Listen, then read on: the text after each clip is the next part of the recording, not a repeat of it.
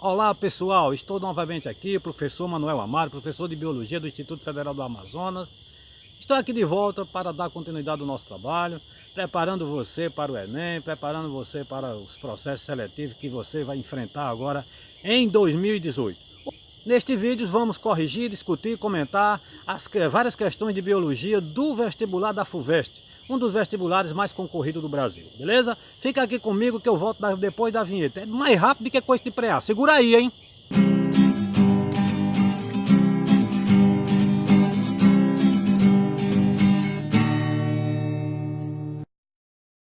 Muito bem, meus queridos, como eu falei, rapidinho, não falei que era rapidinho, então nós vamos ver hoje as questões de biologia, várias questões de biologia do vestibular da USP, né, da Universidade de São Paulo, da FUVEST, né, Fundação Universitária para o Vestibular. Então é interessante que você tenha lápis e caderno na mão, borracha, para que você possa anotar algumas coisas que você prefira, né?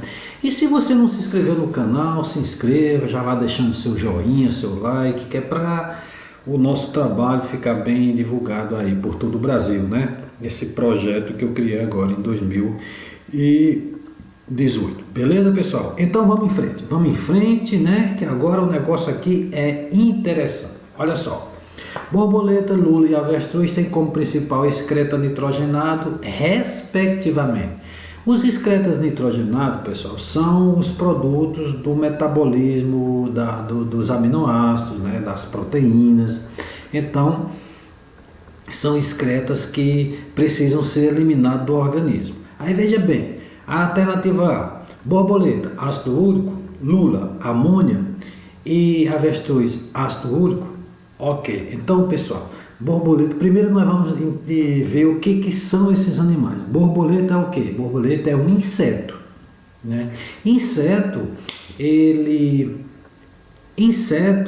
elimina excretas nitrogenadas através de um composto chamado ácido úrico, que é bem concentrado, porque esses animais eles precisam de voar. Então eles não podem ter muita água no seu corpo, que vai ficar pesado. Então, mas também em relação à questão fisiológica mesmo, esses excretas são ácido úrico dos insetos. Os animais que vivem na água, eles também não... A amônia ela precisa de muita água para ser diluída, mas eles já estão na água, então não vai ter nenhum problema com a questão da diluição. Então, os animais aquáticos, como o peixe, lula. Lula é o que? Lula é um cefalopódio, né? Parente aí do polvo, né? Que tem aí nos mares. E a avestruz é uma ave. Vamos ver só aqui no meu esqueminha, tá? Olha só, amônia, que é um dos excretas. Substância muito tóxica que necessita de muita água para ser diluída. Animais aquáticos, como peixes e anfíbios, eliminam a amônia e são chamados de amoniotélicos. Olha só, são animais aquáticos. Então a lula é um animal aquático. Então ela elimina a amônia. Ureia, substância menos tóxica que a amônia, pode ficar uma maior quantidade de tempo no organismo e o ser humano, né, e os outros mamíferos eliminam, né, e são chamados de ureotélicos. Então aqui, só que aqui não tem nenhum mamífero, né, nenhum humano, então esquece ureia. Ácido úrico é pouco tóxico e pode ser eliminado em pequena quantidade de água, ou seja, ele é muito concentrado, então é praticamente insolúvel e pode ser armazenado por um longo período no organismo. As aves e os répteis eliminam ácido úrico também, são chamados de uricotélicos. Então os insetos também eliminam, né, ácido úrico, portanto a alternativa corretíssima é a alternativa A. Belezinha, vamos para a próxima. No sistema circulatório humano, então vamos lá, falando do sistema sanguíneo, né, do sistema circulatório. Alternativa A, a veia cava superior transporta sangue pobre em oxigênio, coletado da cabeça, dos braços e da parte superior do tronco, e chega ao átrio esquerdo do coração. Vamos ver se isso é verdade? Então vamos ver nosso esqueminha aqui, olha só. Eu trouxe um esqueminha aqui só para você ver o seguinte. A veia cava superior que ele está falando é essa aqui, ó. Essa aqui, ó. Veia cava que está trazendo sangue da cabeça e da parte do pescoço, né? E de parte aí da parte superior do tronco, ele traz sangue para o coração. Esse coração ele está de frente, tá? Então aqui é o lado direito e aqui é o lado esquerdo. Essa parte vermelha é sangue rico em oxigênio e essa parte azul é sangue pobre em oxigênio, sangue venoso. Então a veia cava é essa daqui, ela desemboca aqui, ó, no átrio direito e depois esse sangue vai para o ventrículo direito e ele é impulsionado, né, para os pulmões pela artéria pulmonar esquerda e pela artéria pulmonar direita. Então, tá aqui. Então, ele não chega pelo o átrio esquerdo. O átrio esquerdo é esse aqui, ó. Só entra sangue rico em oxigênio. Então, descarta a primeira.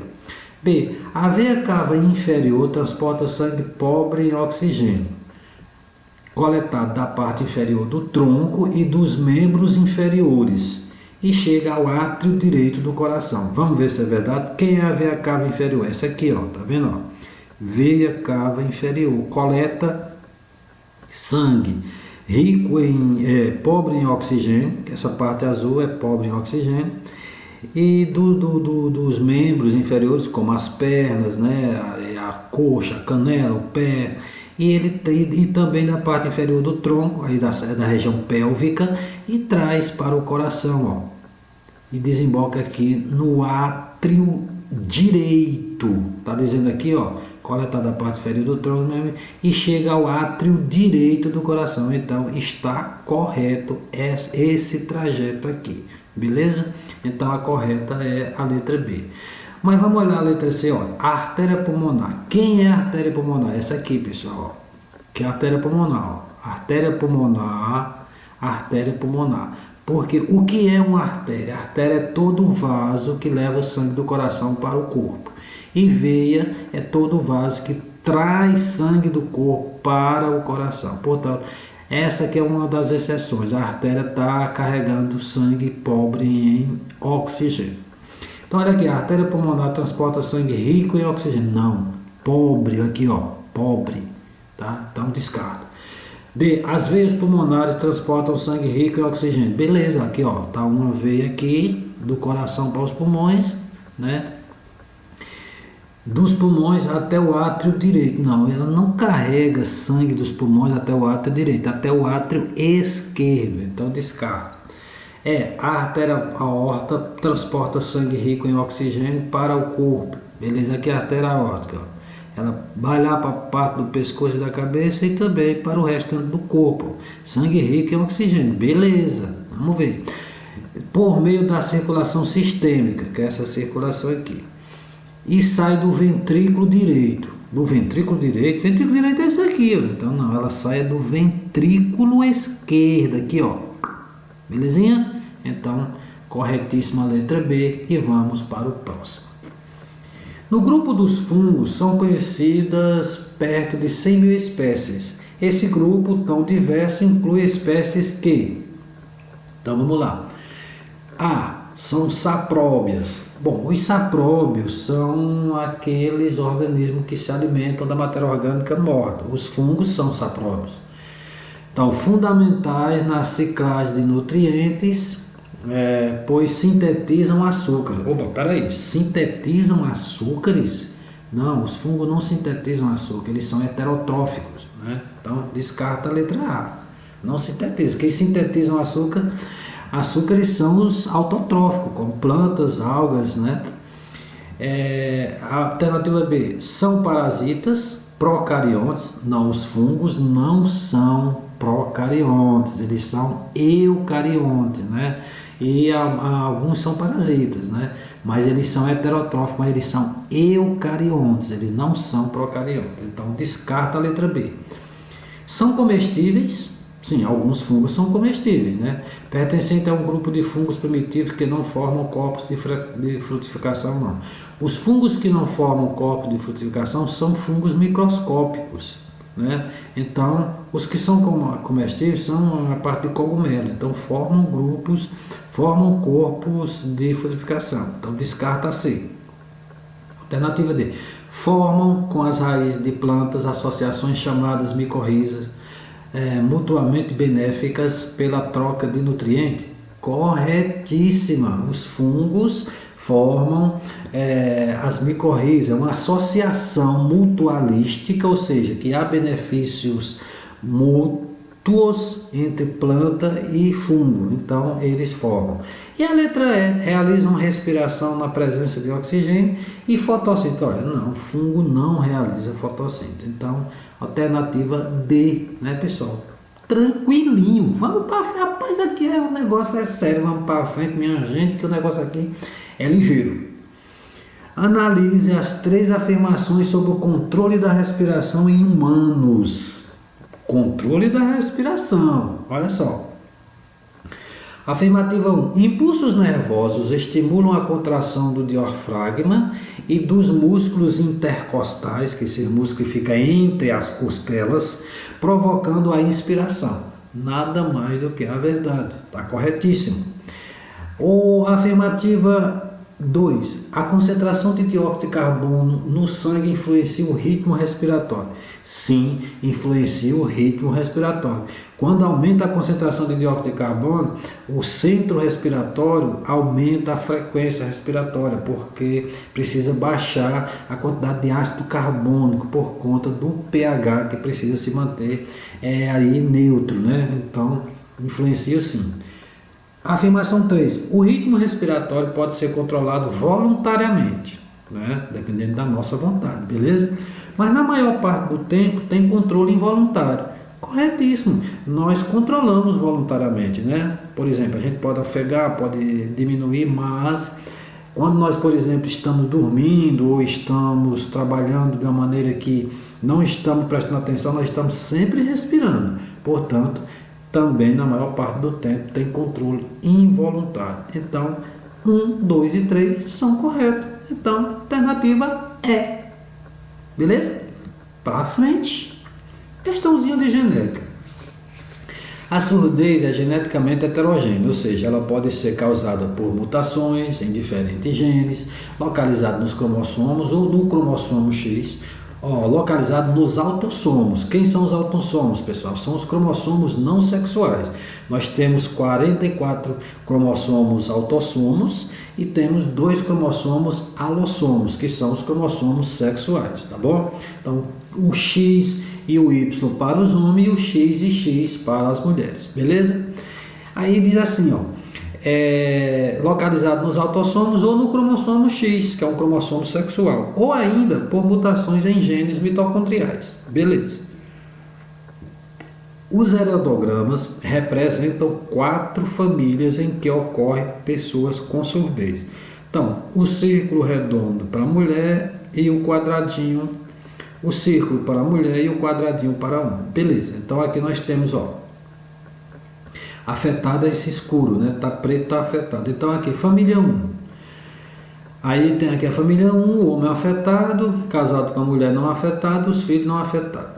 Família 2, a mulher afetada, casada com um homem não afetado, os filhos afetados. Família 3, o homem afetado, a mulher não afetada, os 2 filhos afetados. E a família 4, o homem afetado, a mulher afetada e os filhos também afetados. Muito bem, então ele vai perguntar o seguinte: há ou as famílias em que o padrão de herança permite afastar a possibilidade de que a surdez tenha herança mitocondrial ou são apenas. Então, ele quer saber qual é a alternativa em que essa doença não é por herança mitocondrial, afasta totalmente a possibilidade. Então vamos ver primeiro aqui. A questão das mitocôndrias, né? A questão das mitocôndrias, elas são doadas pela mãe, porque o espermatozoide ele não doa mitocôndria na hora da fecundação, porque aqui ó, o espermatozoide ele tem pouquíssimo citoplasma, ele não tem praticamente mitocôndria aqui dentro no citoplasma. As mitocôndrias ficam aqui numa região que a gente chama que nós chamamos de condrioma, que é para impulsionar a cauda para ele nadar até o óvulo. Portanto, quando ele fecunda o óvulo, ele não libera as mitocôndrias, só o núcleo, né? Quem libera todas as mitocôndrias para o zigoto é o óvulo, é a mãe. Então, qual é a alternativa que essa doença não é de herança mitocondrial? Na família 1, pode ser da mãe, olha, essa aqui ó, não está comprovando, porque a mãe não está afetada, os filhos não estão afetados, tá? Na 2 também, olha, a mãe está afetada e os 2 filhos afetados, então pode ser mitocondrial. E na família 3, o pai está afetado, o pai não doa mitocôndria, só que afetou os filhos. Portanto, essa daqui, a 3, é a que é corretíssima, que a doença não é por herança mitocondrial, né? Não é do DNA mitocondrial, não é dos genes mitocondriais, porque o pai está afetado e os filhos também. Então, os filhos herdaram o gene do pai, mas não da mitocôndria. Então, a alternativa correta é a letra C, que corresponde à família 3. Ok, pessoal? Então vamos lá, minha gente. Muitas plantas adaptadas a ambientes terrestres secos e com alta intensidade luminosa apresentam folhas. Aí tem a alternativa A, pequenas, com estômatos concentrados na parte inferior, muitos tricomas claros, cutícula impermeável e parênquima aquífero. Olha, essa alternativa A, ela traz todas as características de folhas de plantas de área seca, de área semiárida, como a caatinga, por exemplo, né? Então, olha só como os estômatos eles estão concentrados na parte inferior. Por que na parte inferior da folha? Porque é mais sombreada em função da alta intensidade luminosa. Porque a alta intensidade luminosa, se os estômatos fossem na parte superior, pegava de cheio os raios solares e poderia danificar o aparelho estomático, ali as células guardas e tudo, tá? E muitos tricomas, claro, os tricomas são tipo de espinhos, né? Como se fossem os espinhos, pelos, que envolvem o estômago para protegê-los. E claro, para não absorver calor, para refletir a luz, uma vez que a intensidade luminosa é alta. Cutícula impermeável, para evitar a desidratação. A cutícula ela é feita de cera, né? De um tipo de lipídio chamado cerídeo, né? Então, para evitar a desidratação, uma vez que o ambiente é seco, a planta não pode perder água. Então, e parênquima aquífero. Parênquima aquífero é um tecido que tem na folha que acumula água, portanto tem tudo a ver a letra A, que é a correta. O resto aqui, ó, folhas grandes não, folhas grandes é na área amazônica, na Mata Atlântica, né? Folhas pequenas com estômago na parte superior também não. Folhas grandes também não, folhas pequenas com estômago concentrado na parte superior também não. Então, corretíssima a letra A, beleza?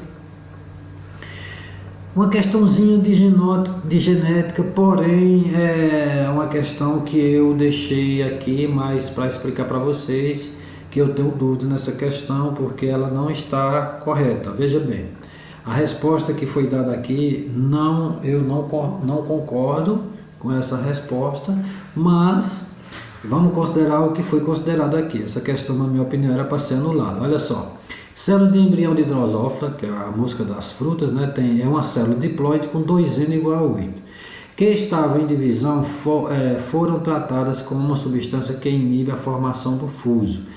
Essa substância geralmente, pessoal, é comumente a colchicina, né? Colchicina, que ela atrapalha. O fuso mitótico é aquela parte de fibras, né? Que fica de um polo da célula a outro, que se prende aos cromossomos e puxa os cromossomos lá na anáfase, né? Para os polos opostos da célula. Quando não tem esse fuso, então a célula vai fazer o quê? Ela não vai se dividir. Só que ela duplicou seus cromossomos. Ela era 2N, ela ficou 4N, tá? Igual a 16 cromossomos. porque a célula, quando vai se dividir, ela duplica os seus cromossomos para poder distribuir esses cromossomos para as células filhas, né, para ficarem com o mesmo número. Aí aqui tem o seguinte: inibe a formação do fuso, impedindo que a divisão celular prossiga. Após esse tratamento, quantos cromossomos e quantas cromátides, respectivamente, cada célula terá? Aí ele está aqui, ó, alternativa A, 4. Não, 4 cromossomos não, ainda tem 8. Ó. Então, quantas cromátides, quantos cromossomos? Não. Aqui também não, aqui também não. Por exemplo, ó, C, 8 cromossomos, ela já tinha 8 antes de se dividir, então ela não teria 8 cromossomos aí não. Que ela duplicou, ela teria 16. 8 não. Aí aqui 16 cromossomos, olha, a letra E está aqui, 16 cromossomos, mas no caso, cada cromossomo tem 2 cromátides, seria 32 cromátides. Mas o que eles fizeram? Eles colocaram a letra D, olha só. Aqui a célula antes de se dividir, ó, ela tem 2N igual a 8, ou seja, ela tem 4 pares de cromossomos, 8 cromossomos. Quando ela vai se dividir, olha só, ela duplica esses cromossomos. Cada um desse aqui, ó, vira 2. Né? Então aqui ao invés de ser 2, são 4. Aqui ao invés de ser 2, são 4. Então aqui 2, 4, 8, 10, 12, 14. 2, 4, 6, 8, 10, 12, 14, 16. Então, na minha opinião, era para ter 16, porque ela duplicou os cromossomos e não conseguiu se dividir, porque o cara aplicou uma substância inibidora, né, do fuso mitótico. Portanto, colocaram a letra D, porém, vamos considerar, mas no meu entendimento, essa questão era para ser anulada, e não foi anulada, beleza? Ok, pessoal. A questão 42. Analise as 3 afirmações seguintes sobre ciclos biogeoquímicos. Muito bem. A afirmação 1. A respiração dos seres vivos e a queima de combustíveis fósseis e de vegetação restitui carbono à atmosfera. É isso? Claro, com certeza, sem dúvida, né? Correta. A 2. Diferentes tipos de bactérias participam da ciclagem de nitrogênio. Aí tem as fixadoras, que transformam o gás nitrogênio em amônio, né, que é um processo chamado de amonificação. As nitrificantes, que produzem nitrito e nitrato, ou seja, é um processo chamado nitrificação. Né? E as desnitrificantes, que devolvem o nitrogênio gasoso à atmosfera, ou seja, as desnitrificantes são tipo decompositores, né, que transformam o nitrogênio orgânico em nitrogênio gasoso e devolve para a atmosfera por um processo chamado desnitrificação. Está correto também a 2. E a afirmativa 3. Pelo processo de transpiração, as plantas bombeiam continuamente a água do solo para a atmosfera. E esse vapor de água se condensa e contribui para a formação de nuvens, voltando à Terra como chuva. Nada mais do que a verdade, portanto, 1, 2 e 3 estão corretíssimas, meus camaradas. Então vamos para frente, meus amigos. Vamos logo. Oxente, isso aqui é bom demais, rapaz.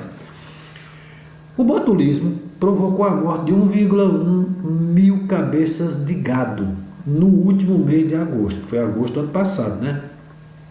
Numa fazenda em Mato Grosso do Sul. A suspeita clínica inicial foi confirmada pelo exame das amostras de grãos úmidos de milho fornecidos aos animais, demonstrando a presença da toxina botulínica, que é produzida pela bactéria Clostridium botulino. Considerando que a toxina botulínica bloqueia a transmissão neuromuscular, a morte dos animais deve ter sido decorrente de... Então, primeiro vamos fazer o que é isso aqui, ó. Transmissão do impulso nervoso, né, para os músculos, né, neuromuscular. Então, o que foi que ocorreu no gado? Bloqueio, né, da coordenação motora. Os músculos foram progressivamente paralisados, não ficaram paralisando. Então, a alternativa A morte dos animais deve ter sido decorrente de... Alternativa A, infecção generalizada? Não. A hemorragia também não. Desidratação provocada por diarreia? De jeito maneira. Acidente vascular cerebral? Não, que ela não estava com problema de pressão, não estava com essa coisa. Realmente parada respiratória. Por quê? Porque os músculos, para os mamíferos, nós, né, para respirarmos, nós precisamos dar movimento muscular, dos músculos intercostais, do diafragma. E como esses músculos estão sendo paralisados, então eles pararam de respirar e morreram. Belezinha? 44, vamos lá. A levedura Saccharomyces cerevisiae pode obter energia na ausência de oxigênio, de acordo com a equação. Então nós temos aqui, ó, glicose, tá? Nós temos a reação, aí sobrando aqui 2 moléculas de dióxido de carbono, mais 2 moléculas de etanol, né, que é um álcool, mais 2 ATP, que é a energia. A gente pergunta aqui, produtos desse processo são utilizados na indústria de alimentos e bebidas. Esse processo ocorre da levedura e seus produtos são utilizados na produção de... Aí nós temos dizendo aqui, as lacunas dessa frase devem ser preenchidas por as mitocôndrias, cerveja e vinagre. É nas mitocôndrias que ocorre isso? Ou seja, se é na ausência de oxigênio, ocorre aonde? Ocorre a glicólise. Dá para ver aqui, ó. Olha o esqueminha aqui, glicose, vai sofrer glicólise, isso aqui ocorre aonde? Isso aqui é no citoplasma, no citossol, né? Onde se transforma em 2 moléculas de ácido pirúvico, esse ácido pirúvico se transforma em etanol, pela via etanólica da fermentação, ou ácido lático pela via do lactato, né? Então aqui, esse ácido lático aqui ele é usado para a produção de iogurte, né, de queijo, né, queijo coalho, e esse aqui é para a produção de cerveja e de pão, na parte de fermentação. Portanto, corretíssima é a letra C.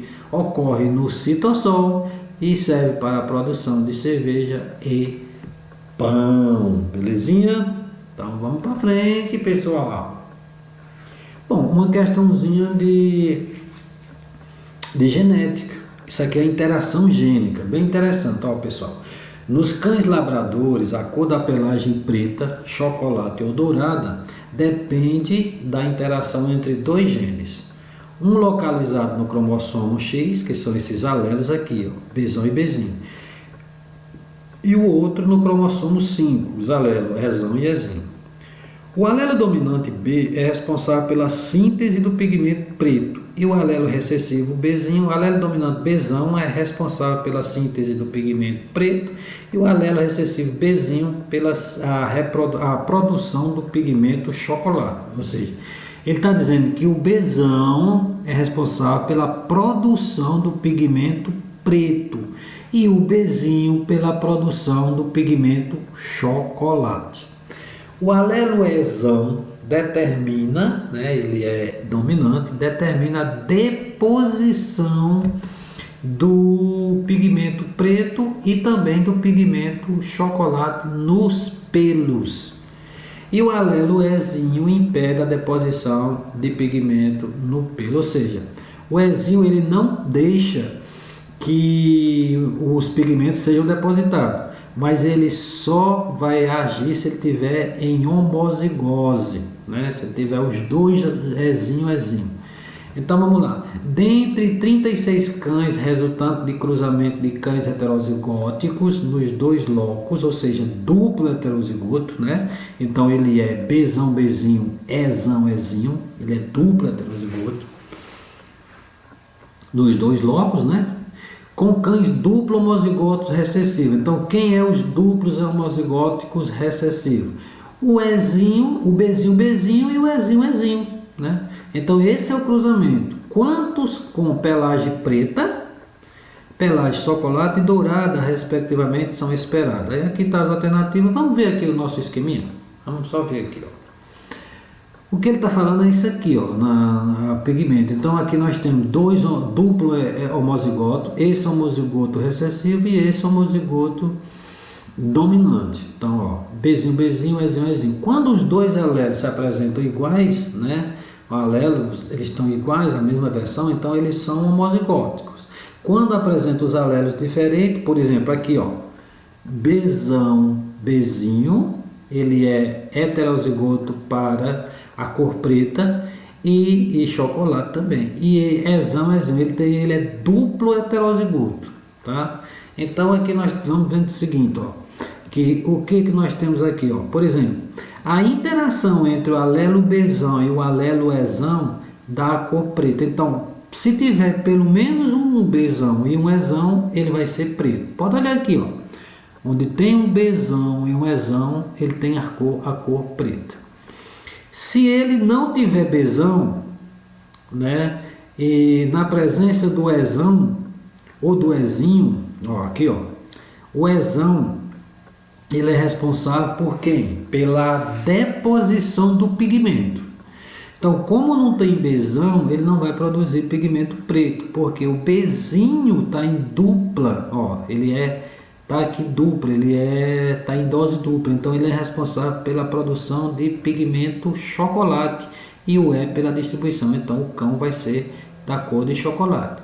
E aqui o Bzinho, Bzinho, o Ezinho, Ezinho, por exemplo, o Ezinho ele impede a deposição de quaisquer pelo ou pigmento, tanto do preto como do chocolate. Portanto, se tiver Ezinho em dose dupla, o cão vai ser dourado. Então ele quer esse cruzamento aqui, ó. O que foi que ele disse? Ele disse cruzamento de duplo heterozigoto. Duplo heterozigoto é o quê? É esse aqui, ó, Bzão, Bzinho, Ezão, Ezinho. E tá aqui, ó, Bzão, Bzinho, Ezão, Ezinho. E com duplo homozigoto recessivo, tá aqui, ó, duplo homozigoto, ó, homozigoto para B e homozigoto para E. Bzinho, Bzinho, Ezinho, Ezinho. Então, primeiro, vamos fazer o cruzamento para saber. Então, nós temos aqui no esqueminha, ó, esse camarada aqui, ele forma 4 gametas. Tá? Ele forma Bzão, Ezão, tá aqui, ó, Bzão, Ezão. Ele forma Bzão, Ezinho, tá aqui, Bzão, Ezinho. Ele forma Bzinho, Ezão, tá aqui, e forma Bzinho, Ezinho, tá aqui, 4 gametas. Já esse camarada aqui, ele só forma um tipo de gameta. Ele só forma um tipo, ele forma o Bzinho e o Ezinho, tá aqui, ó. Então, quando nós cruzamos Bzão, Ezão com Bzinho, Ezinho, vai dar o quê? Vai dar Bzão, Bzinho, Ezão, Ezinho. No caso aqui, o camarada vai ser preto, que o cachorro vai ser preto. Se nós cruzamos Bzão, Ezinho com Bzinho, Ezinho, vai ter quem? Vai ter Bzão, Bzinho, tá aqui, ó, Bzão, Bzinho, e Ezinho, Ezinho, ó. Então, esse Ezinho aqui, ele impede a deposição do pelo. Então esse camarada vai ser dourado, vai ser esse aqui, ó, dourado, esse cabrinha aqui, ó. Então se nós vemos aqui, ó, Bzinho, Ezão com Bzinho, Ezinho, vai ter o que? Nós vamos ter Bzinho, Bzinho, ó, Bzinho com Bzinho, vai dar Bzinho, Bzinho, Ezão com Ezinho, Ezão, Ezinho. Esse camarada aqui, ele vai ser o que? Ele vai ser chocolate, porque, ó, Bzinho, Bzinho, o B, ele produz chocolate, mas só quando ele está em dose dupla, porque o Bzão ele é dominante, ele seria preto. Mas olha só, esse aqui produz o pigmento chocolate e o Ezão distribui, então ele vai ser chocolate. E o Bzinho, Ezinho com Bzinho, Ezinho vai dar o duplo homozigoto, ó, como um dos pais. Então, tá aqui. Esse aqui vai ser dourado. Então nós temos um preto, nós temos um dourado, nós temos um chocolate e nós temos outro dourado. 2 dourados e um preto. Então aqui, ó. Veja bem, esse camarada aqui, ó. Se nós temos 4 indivíduos, se nós temos um quarto. Um quarto é o quê?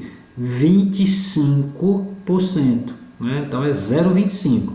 Lá na conta lá não é 36, ele não tem na 36 filhotes, então se você multiplicar 0,25 por 36 vai dar igual a 9. Então 9, que vai ser 9 cães pretos. E aqui, ó, o dourado, Ele tá aqui, não, o dourado não, o chocolate, ó, que isso aqui é chocolate, né? Isso aqui é chocolate não, perdão, isso aqui é dourado, né? Esse aqui é chocolate, ó. Então esse aqui é 1/4 preto, 1/4 chocolate, tá aqui 0,25 de novo, vezes 36, 9, 9. E o dourado é esse aqui, ó, aqui é um dourado, aqui é um dourado, então é metade dourado, 1/4 preto, 1/4 chocolate. Então, metade 0,5 vezes 36 dá 18. Então, tem alguma alternativa que tem 9, 9, 18? 9 preto, 9 chocolate e 18 dourado. Vamos ver se tem. O que ele pediu foi isso aqui, ó. Cor preta, 9. Chocolate, 9. Dourado, 18. Então, belezinha, meu queridão. Olha, vocês deem uma olhada aí nessa questão de interação gênica, viu, pessoal?